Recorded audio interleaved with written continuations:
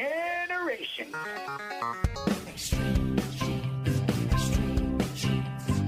Dates in the Bible don't quite match the marriage certificate.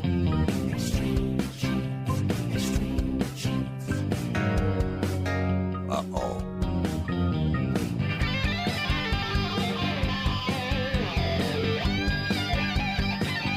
And it's time once again for another round of Extreme Genes, America's Family History Show, and ExtremeGenes.com. Hello, America. It is Fisher at this end. Great to have you aboard. I am your radio root sleuth.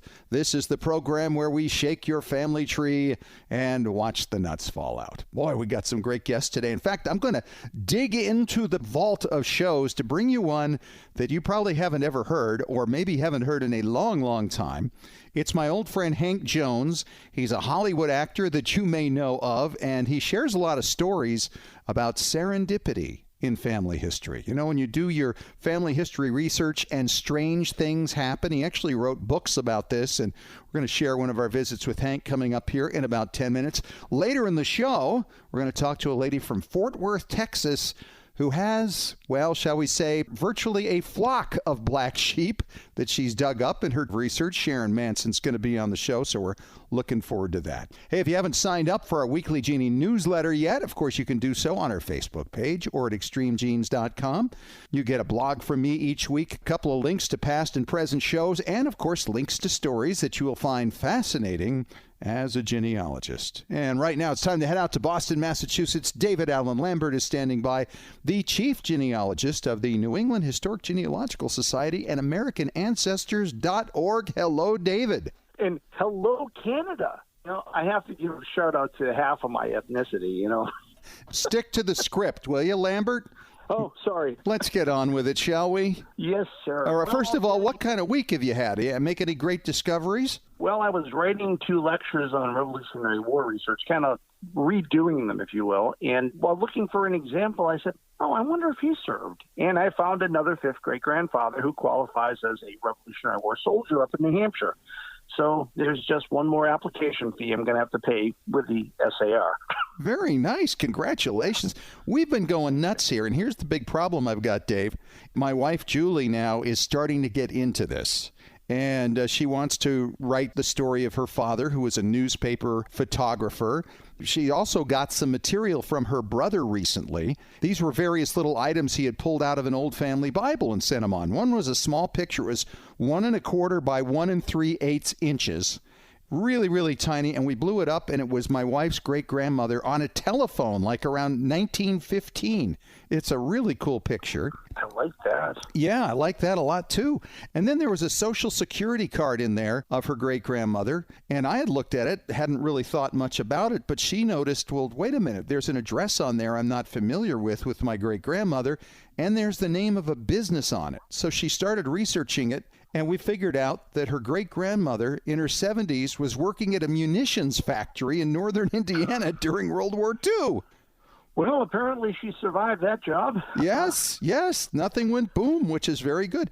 And then we were looking for more pictures her newspaper photographer father had taken back in the day, and we found that one of them was actually clipped by somebody and placed in a dossier, the FBI dossier of Martin Luther King. Well, you've had a more interesting week than I have. I'm just digging up dead people from 250 years ago that held the gun. Right. No, I think you had a great week, but this has been insane. We just keep going over these things and finding more and more stuff. And it's like, I've been doing this a long time. You'd think you'd have it all by now, but it's never that way. So let's get on with our Family Histoire news. What do you have for us, Dave? Well, I want to start off with a nice article by Molly Campbell, who's a science writer for a website called technologynetworks.com. And she talks about a variety of different things, how DNA and discoveries in genomics have really opened up and changed history or confirmed history. Part of the article is really great. It talks about the discovery of over 400 Viking skeletons that were found a number of years ago, and they've done DNA analysis. Did you realize that some of the Vikings were actually not blonde? Most of them were brunettes, according to this cemetery's dig. Wow. Viking raiding parties were an activity for local individuals, kind of like when you went to go see a football game. It's a great story. You got to read it. There's lots of components to it. Of course, DNA has been a great part of crime solving. And now we have a case in 1978 in Rutherford County, Tennessee, where they're looking for the help of local individuals to give their DNA, also looking for people to help fundraise so they can raise the money to solve a cold case from over 40 years ago.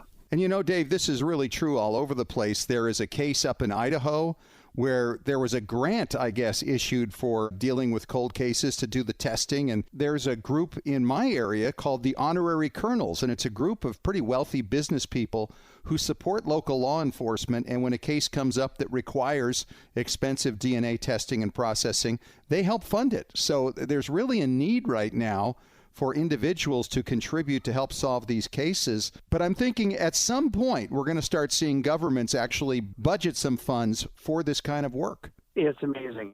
Stop and think about the time frame. The Civil War was over 150 years ago now, okay? How about an 88-year-old man in Washington, D.C., Daniel Smith, a veteran himself, talked about his dad, who was born in 1863, born as an enslaved individual. How many people alive today can say that? You know what? You consider that we only recently started losing all the children of the Civil War vets. The youngest would have had to have been born in the 1840s, but an enslaved individual could have been born anywhere in the early 1860s and still have somebody living today if they fathered a child late, right? That's very true. You know, when you're out hunting for mushrooms, you never know what you're going to find. Mushrooms are yummy, but I'd like to find what this guy found in the Czech Republic. How about a 3,300-year-old bronze sword? Wow, that's amazing. Yeah, I go out and I find pull tabs, you know, on the ground. Yeah, right? Maybe I should start hunting for mushrooms. I'll find swords. Well, as the holidays progress and you're looking for that gift to your favorite genealogist, think about American Ancestors. You can save $20 on your membership using the coupon code EXTREME on AmericanAncestors.org. Talk to you soon. All right, David. Yeah, at the back end of the shows, we do Ask Us Anything. Coming up next, I'm going to talk to Hank Z. Jones, the former actor. He's a genealogist, and he talks about serendipity in genealogy. There's weird stuff that happens out there. You're going to enjoy it. Coming up in minutes on Extreme Genes, America's Family History Show.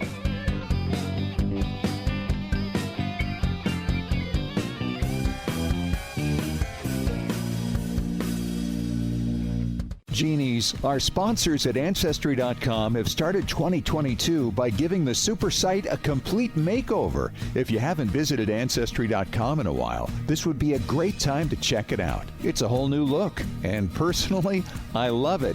Ancestry's baby company, Newspapers.com, has also added millions of new records to their obituary and marriage index. Initially, the index only covered the U.S. and Canada, but now it includes the U.K. and Australia. Some go as far back as the early 1800s, while most cover the late 19th and early 20th centuries.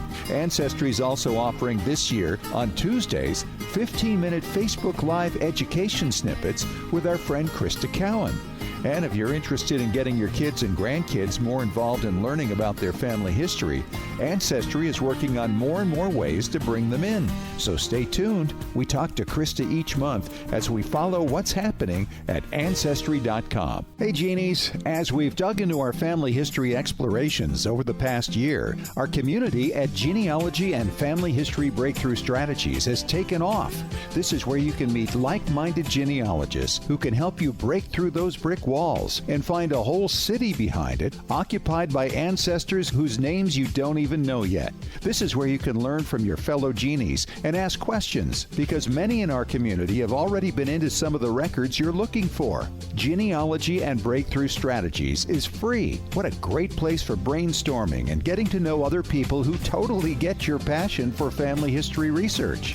If you're looking to take the next step in sharpening your skills, here's a great chance to learn from others and give back in areas you've already become expert in. So join us. That page again is Genealogy and Family History Breakthrough Strategies. It's a long name, but we cover a lot of territory. Genealogy and Family History Breakthrough Strategies. Unknown parentage, lineage society membership, building your family tree, leaving a legacy. Regardless of your reasons for hiring a professional researcher, Legacy Tree Genealogists can help you discover your family's past. Their genealogists are highly rated in their field with specialties in DNA analysis, historical context, and forensic genealogy. For nearly 20 years, Legacy Tree Genealogists have created thousands of professionally bound and digital reports for families like yours around the world. So whether you've hit a brick wall in your research or are just getting started, Legacy Tree Genealogists can help you tell your story and preserve it for generations to come. To receive a free estimate for professional research, visit legacytree.com or call 1-800-818-1476. That's 1-800-818-1476. We'd be happy to talk to you. Legacy Tree Genealogists.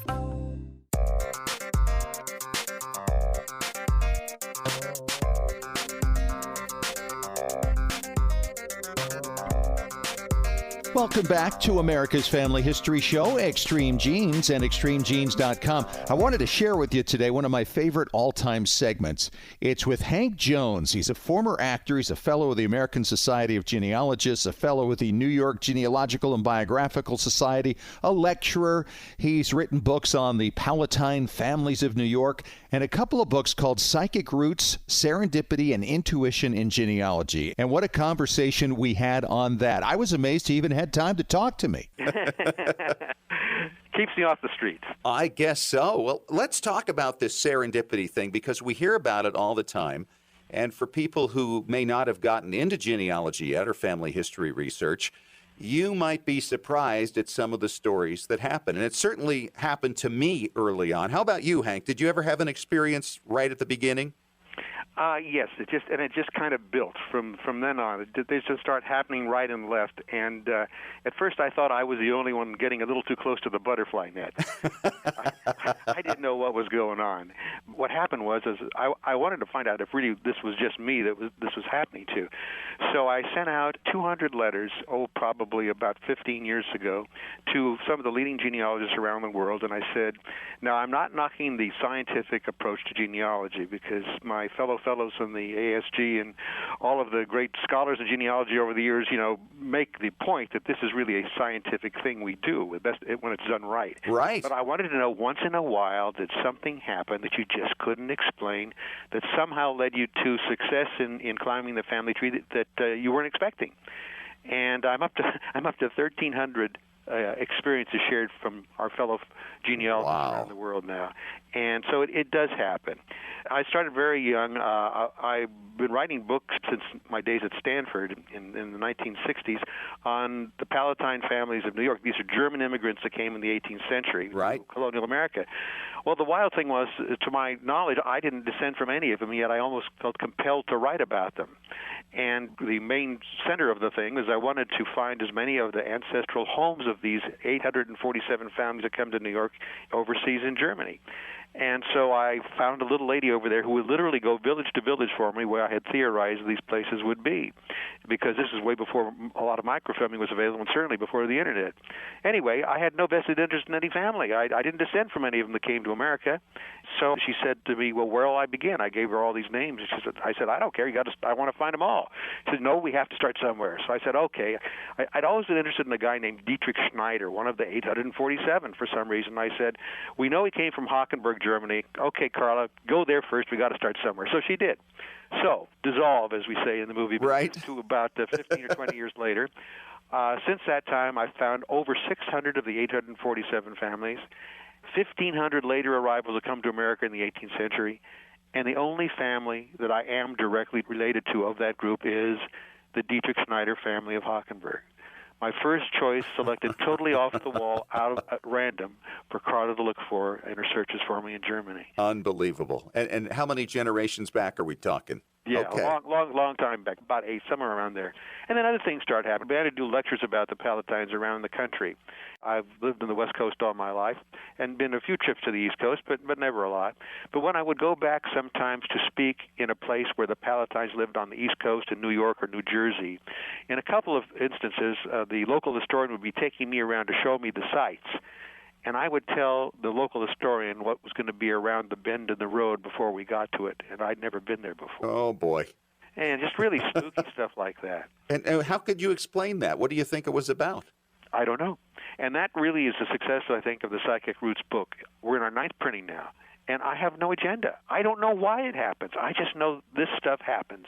So what I basically say is, it happens, enjoy it, and use it.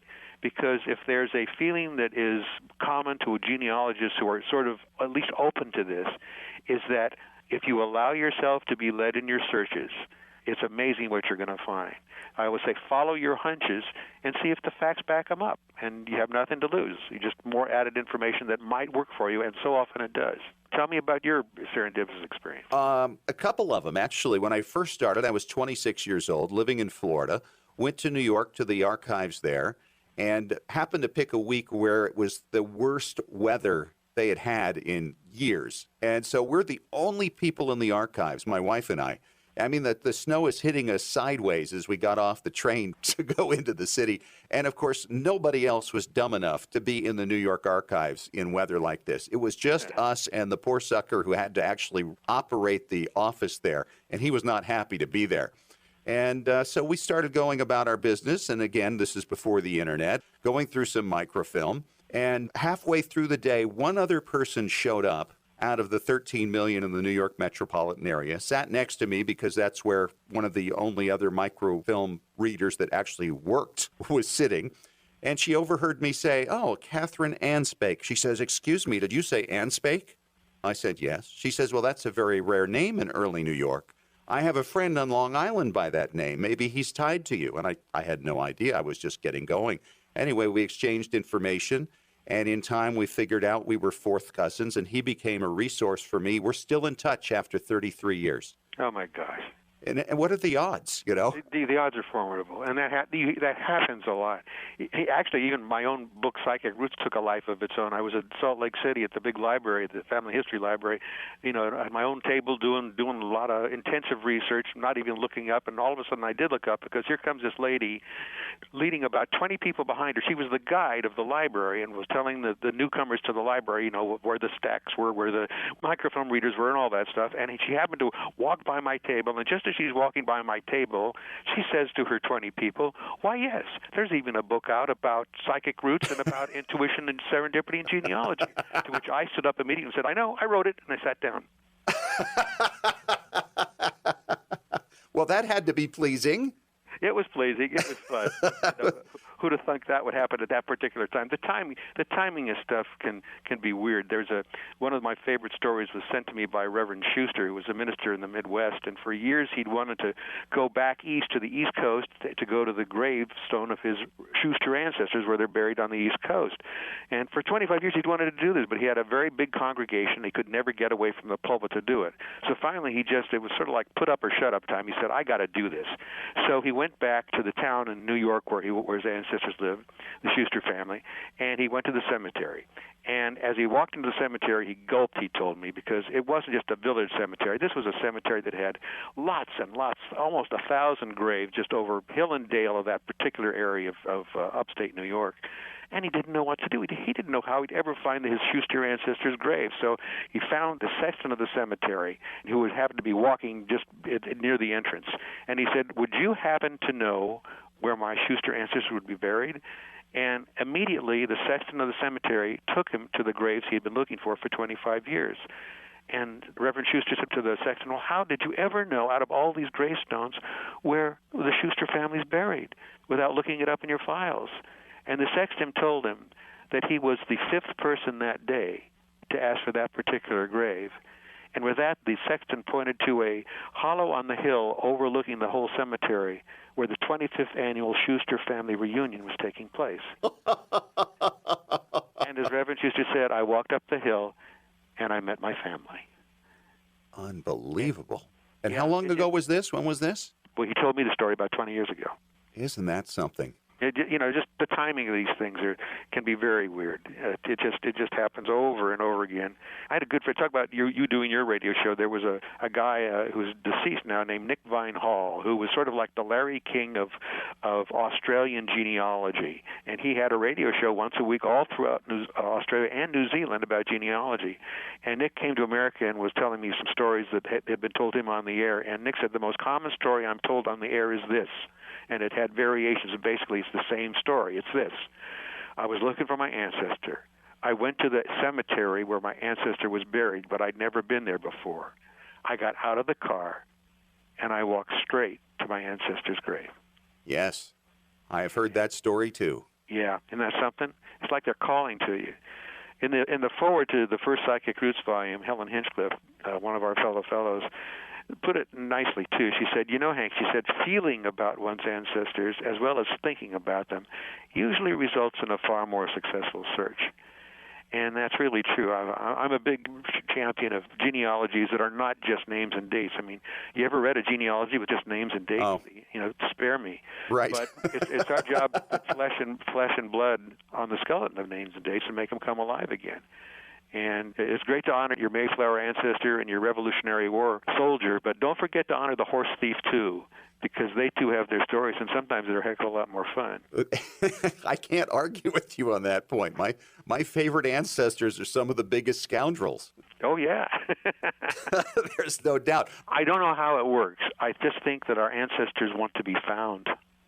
And it's sort of our soul's task to do it. This is what we do. We're genealogists. I mean, trying to explain our excitement to a civilian is beyond us because they don't get it.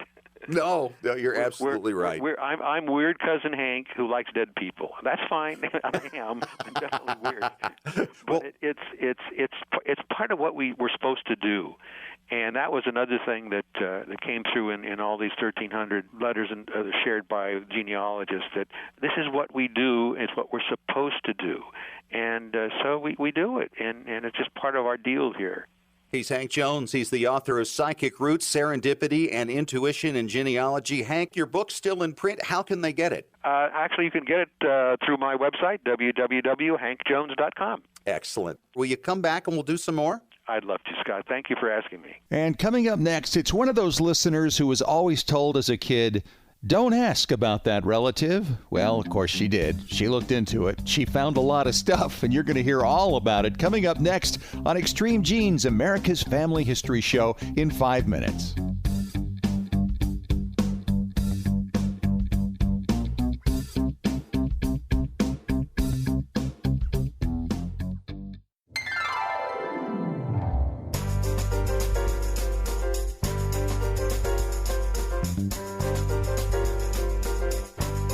Well, we're always looking for ordinary people with extraordinary finds, and sometimes those finds include a lot of black sheep.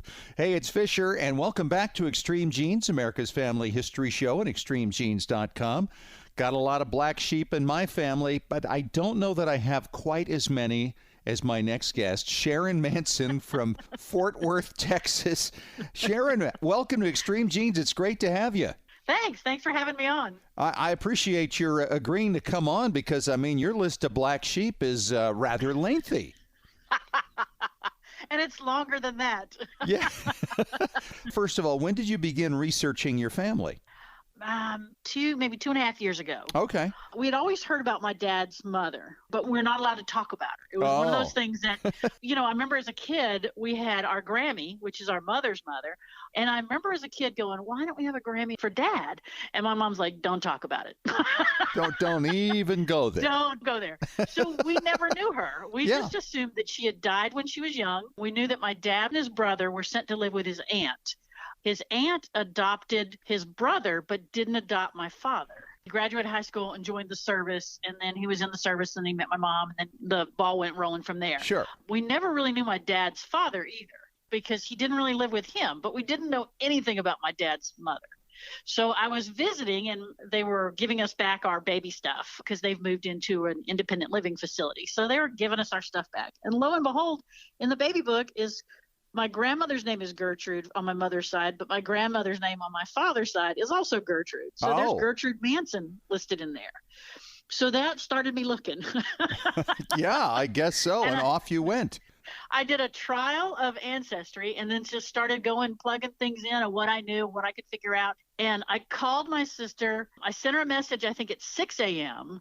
And I called her at 10 a.m. saying, I found everything. And I had started the night before, like at 9 o'clock. And I had just gone straight. I was on this crazy adrenaline high of just finding stuff. Wait a minute. You went all through the night, 3 a.m., 4 a.m., 5 a.m. Yes. Wow. That's why I sent her a message through Facebook so it wouldn't wake her up that said, I found some stuff.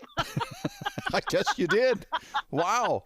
And the tree just kept going and going and going and going. And it was just crazy. Things just started falling in line. And then, of course, hit some roadblocks. But I found her. I found her name. I found her family and kind of hit some dead ends there. Turns out she lived in Lowell, Massachusetts, her whole life. She died in 1978. Okay, a lot later than you thought. Did you ever figure out why the parents were like, don't talk about this? This is something we don't discuss? Well, I hit this roadblock for a while, and then I stumbled on someone else's tree that had her listed, and it had the name of a son. And I started looking through the city directories. Yeah. Going back and piecing those city directories where she was a Manson and then she disappeared. And I found a marriage index where it had a Patrick Henry Smith and Gertrude Estelle Wright. Yeah. So I wrote off to Massachusetts to get a copy of that marriage certificate. And it came back and it said this marriage was annulled. No further information can be provided. Okay. So basically she gets married a lot. I guess she left my dad, his brother, and her husband, my grandfather, for another man and had a child with him. Yeah. And then he found out she wasn't divorced yet. So the marriage was annulled. And it's all in that same little area that she's living. Found that she lived with her son for a while. My dad has no clue. My dad is 88, so this guy would be 81. So they've obviously never met. And I finally find her obituary, which lists all of these things that confirm that she was married and that she has a son and the name of the son and all of that. Wow. Yeah. So it's all there. So it was just kind of funny how everything. It's all mapped out in one big sloppy mess. Yeah. So what are some of the other black sheep you've run across? Well, when my dad was sent to live with his Aunt Beatrice at one point, she was in the Navy, and she was sent to Illinois, to the Navy base there, and she was in the steno pool or something there, even though she'd done all the Navy training. Funny, because back in the 20s, they put all your business in the newspaper. Yep. But I ran across an article that said, wife claims husband is married to another, or something like that. Aha! Here we go again. So she ended up marrying Harry Drake, but I guess she didn't, because he was already married and not divorced. So she didn't know she wasn't married, even though she was married. Right. Yeah. So she came back home to Boston and was married off to Wyman Allen. And so that's who my dad ended up living with, is Wyman and his Aunt Bee. Okay. And so he lived with them, and then they adopted his brother, but not adopt my father. Right. For whatever reason, I'm not sure. Complications. Yes. So tell me about some of the other black sheep. Well, Beatrice's daughter, Ruth, she married and they had 4 children. And then when she passed away, he dropped all the children off at an orphanage and took off. Wow. Yeah, the granddaughter contacted me and asked for some information. We got that through the DNA through 23andMe. And so she reached out and she said, somehow we're related. And I think it's because my father was adopted and we're trying to find his full parents. We think it's Ruth West. Wow. And so I sent her pictures. So such devotion in your family, I'm noticing. Yeah, because if we go on my mother's side, we've got some things going on there. Okay. Because my grandmother, her husband, Thomas Atkinson, he apparently was married before he married my grandmother. And we did find last summer, I was with my mother scanning some pictures, found this picture of somebody named Dorothy. And I said, who's Dorothy? And she said, I have no clue. I start doing some searching for some Dorothy Atkinson, and I find a marriage certificate for Thomas Murray Atkinson and another woman, not my grandmother. And sure enough, they have a daughter, Dorothy Atkinson. And he left her, for whatever reason, and then he married my mother, Gertrude Mary de Bruin. Now, her father was kind of known as the cad in the de Bruin family. So he left them early on, and he ended up with another woman. He left. So have you found any criminals, Sharon? No, thankfully. None of that yet. Good. My sister did 23andMe and then gifted it to everybody. And so we have these names that pop up that if it's only my mother and her brother that are from her mother and my grandfather, I can't figure out how on earth to fit them in there. So I think there's something more with my grandfather. Well, it sounds like it. It sounds like they were always happy to meet someone and always happy to meet someone new. Isn't it amazing how we all get here? You know, it's just from certain moments in time that couldn't have happened any other way. Well, thank you so much, Sharon, for sharing your stories here. This has been quite a run for you. Congratulations and good luck with finding all these half cousins and step cousins and adopted cousins and all the people that come from this. Yeah, thanks. Yeah, it's really funny that when I start going back on that tree, everything comes back through Gertrude Manson. And so I'll call my sister and I go, hey, look, there might be a way that there's someone that's one of the Culvert families in Connecticut, but it looks like the tree goes through Gertrude Estelle Wright. And then I'll come back to something else and I go, it goes back through Gertrude Estelle Wright. Every one of the things that you're like, wow, that's kind of cool. There might be like a Salem witch in there, like Susanna Martin. Yeah. And I'm going through that. And I've got to verify everything, but initially it goes up to her. But when it branches off, it comes down through Gertrude, Wright family. Which makes a lot of sense, doesn't it?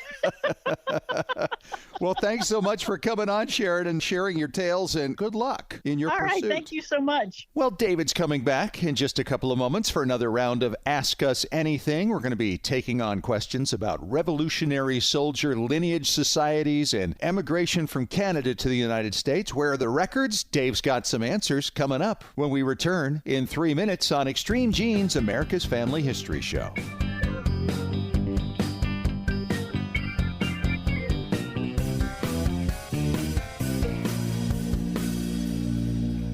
Hey Genies, it's Fisher here, and my shiny new ExtremeGenes.com website has been described as having that new car smell. I love hearing that.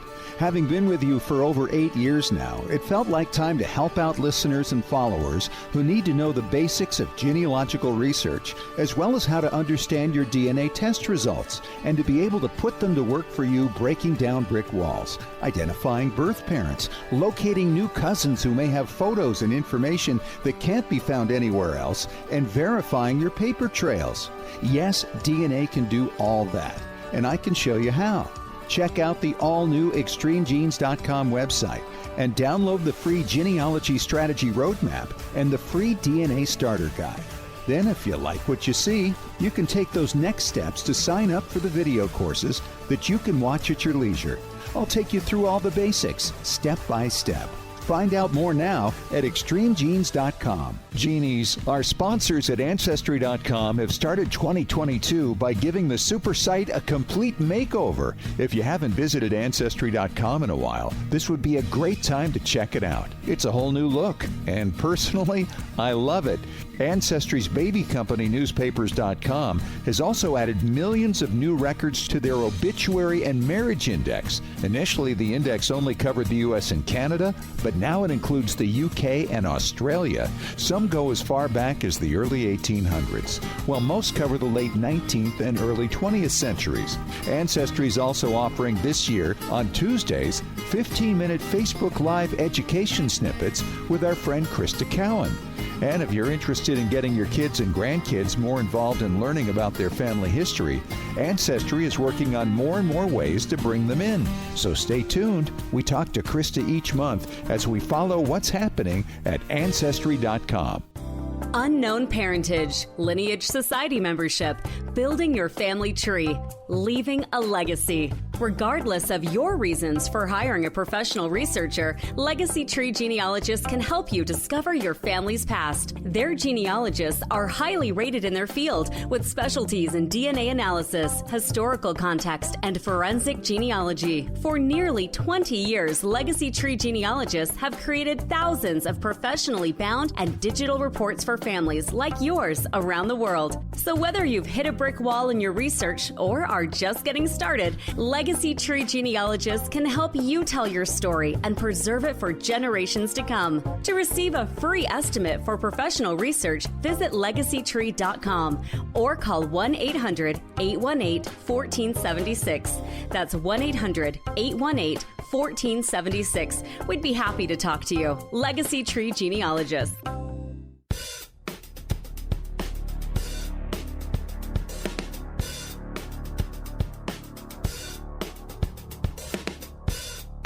All right, on to the questions. It's Ask Us Anything on Extreme Genes, America's Family History Show, and ExtremeGenes.com. Fisher here, your radio root sleuth, with David Allen Lambert over there in Boston. And David, our first question comes from Kelly in Jefferson City, Missouri. And Kelly writes, guys, other than SAR and DAR, are there other revolutionary lineage societies that I should look at? Great question, Kelly. David, you are in all of them, aren't you? I'm not in the DAR. Okay. All right. Yeah, but I am in the SAR, in the SR, and I'm in the Society of the Cincinnati. So here's my real question. Kelly, are you a gal or a guy? Because I could refer you to a couple of different ones. So there is an organization called the Society of the Cincinnati. It's actually the oldest hereditary organization from the Revolutionary War, started by the officers in George Washington in 1783, still very active. And there is a Daughters of the Society of the Cincinnati as well. So you can look into that organization. Now, the catch on that, it's different state by state. There's actually 14 Cincinnati organizations. And you think of the 13 original colonies. The 14th, you could probably guess, is who helped us, France. Yes, that's right. I remember this. So you have eligibility based upon representation. So if somebody is already represented by a descendant, so say hypothetically there's a John Lambert who served from Maryland, hypothetically, and I already am in his lineage, and I've joined as a member of the Society of the Cincinnati. Nobody else can join, and I actually pick a successor member. So you may have an ancestor who qualifies as an officer, either in the Continental Army or was in the state troops for a number of years, or was killed in action, but it has to be an officer, but it could already be represented. Now, there are other instances. For instance, the state of New Hampshire Society of Cincinnati allows you to go in under the brother of an officer. So for me, my direct Society of the Cincinnati connection isn't an ancestor who was an officer, but his brother was. Now, I joined for life, and I cannot pick a successor member because the line's already represented. But because I'm going through a brother, I was able to get my membership. I really enjoy it. It's a great organization. But there's also great work by two groups that you may have heard a lot about. The Daughters of the American Revolution, which have done tremendous work for genealogists over the years and all their transcriptions and gravestone work and just their application itself for a wealth of information. And the SAR, who've also done the Patriot Indexes and the research that they've done on grave sites throughout the country, are great for patriotic use. Now, the SAR doesn't have as many members as the DAR. So I always tell the DAR ladies, get your husbands involved or your brothers. Right. Get them involved.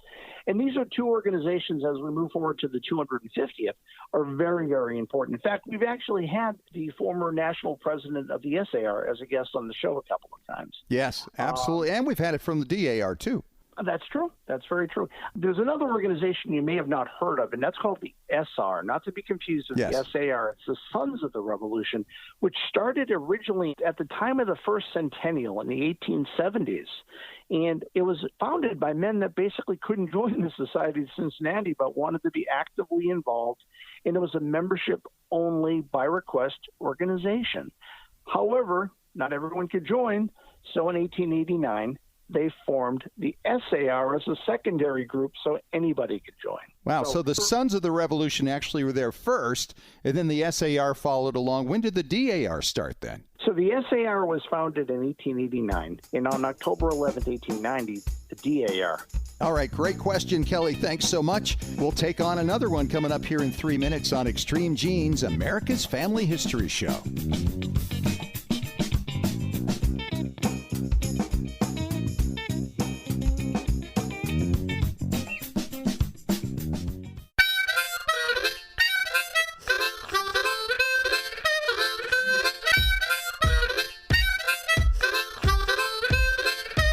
All right, back for our final segment on Extreme Genes, America's Family History Show. It's Ask Us Anything.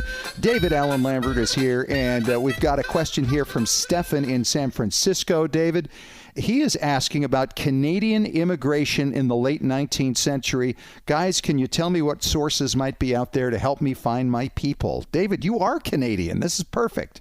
I know, but I didn't arrive in the late 19th century. I do feel like that some mornings, so. Right. Well, I could tell you that St. Albans border crossings are what you want to look at. So starting in 1895, so it's really at the close of the 19th century, they became more concerned with the crossings of Canadians because a lot of Canadians would come down seasonal for work, as they did with New England and the factories. In fact, they would come down with their spouses. They'd have the babies born in America, and then they'd go up and have them, say, baptized in Atlantic Canada or Quebec, and then they would eventually come down and settle. So their children had American citizenship, which is a wonderful thing that they wanted to be back in their traditional church, but they had the jobs down here. So Sure. St. Albans border crossings cover 1895 to 1954.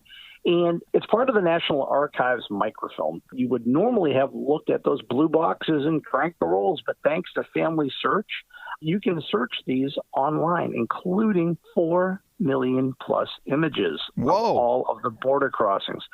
I've used it to find my grandparents coming down in 1923 into Boston. My dad's folks came down from New Brunswick. Now, they didn't cross the border in St. Albans, Vermont. That's where a lot of people think, oh, they all came through the filter of one door. No. The entire Canadian border crossing collection is called St. Albans Canadian Border Crossings. Mine didn't even come by land. They didn't go by train either. They came by a ferry out of St. John, New Brunswick, and came into Boston. But because they crossed the border and came from Canada, they're included. And this is great because it gives you the names, the ages, the dates, where they're from, how much money they had on them. They're just like, passenger lists. Occupation? Yes, occupation is occasionally listed on the manifests, or where you're going to go live.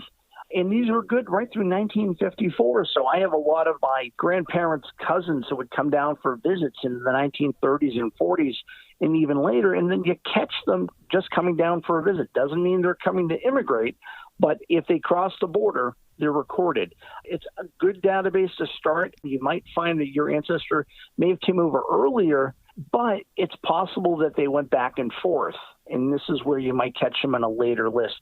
Before then, it's a little hard. You will find the Atlantic ports where you'll find vessels coming down from, say, Atlantic Canada, and you'll see that they're from Canada, but they may not give you all the family. And it may not be every immigrant that's come down. So this is the more complete collection, and you'll also find this on Ancestry.com. Now, does this ever cover, say, Europeans who go to Canada first and then come down? Oh, yeah. Well, if you're a two-boater, as we call the people that come over from Europe, then over to Canada, then down to America, they definitely will catch them. But, of course, it won't make any reference to their arrival from Europe, unless, of course, they just did it immediately. Sometimes people came, settled in Canada briefly, and then emigrated down. But it will say their place of birth, which would, of course, be a clear indication that they came from Ireland or England or Scotland, etc. Wow. Would they ever give the specific towns? Sometimes they do. Depends how detail-oriented the enumerator of that list actually was. I mean, I've seen for my grandfather, sometimes it says Canada, and in some cases it says the French island that he was born, which is off the coast of Newfoundland and Nova Scotia, which is technically France.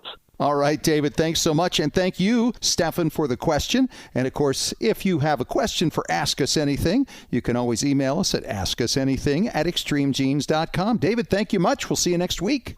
See you then. Let's put a wrap on this show for this week. Thanks for joining us. And if you missed any of it or you want to catch it again, listen to the podcast. We're on iTunes, iHeartRadio, Spotify, ExtremeGenes.com. All the big places, we're right there. Talk to you next week. And remember, as far as everyone knows, we're a nice, normal family.